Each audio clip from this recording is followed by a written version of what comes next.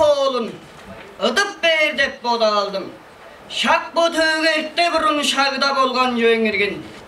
Burungunun toğlu deyiş, bujurganı berben görünger. Ögbelerim attırıp ban, öncüzü bor toğucu jöe.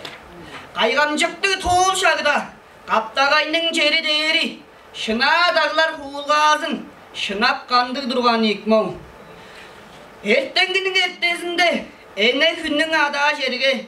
Buyanlı bir demceyge, süt göl şalba kıldır göstüp, sümber ula teydek çıkkan. Uspa dalay hindi vezin, uzun jetpes sastıp çıkkan. Tevem aldın kudruğun can, derezinnin dözün şirbir. Tenin değerbek mıyıstarı, değerge şancıp durgan irgin. Akalbakçıya hadı bujar, haraganlar mal boğup göstürür. Borbakçıya çuglup jorur, otap jetpez üye durgan. Ödar toğulum köyünü girdi. Çetçen söztü ögbelerden. Çevalga jegeledim. Öttaşbayın şiyanam dinger. Etteninde burungunun mürününde kalbakçıya harıp borbakçıya çugulup durar şağıda.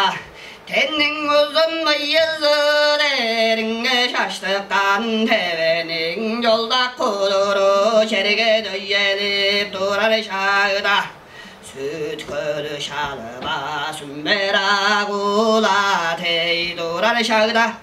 Aldın kuduk müngün kuduk suğattı, aldın mullak müngün mullak durulaglı. Şarısına denge pavırar ala bulla şılgılı. Hovuzunga denge pavırar horu sarı tevelik. Haça seybes kapka kayanın marından ingen kara razıldan delle kullundan. Hoş. Haça seybes kapka kayanın marından ingen kara razıldan delle kullundan. Oncüktün dayzının oranır aydınların bazı vaza şulbu zarattan şuptu baskaş. Çırıptılı örtemceyinin çırık meder elde gamıttan çonun. Çırık aldın mendi jaga yoruk çekirip.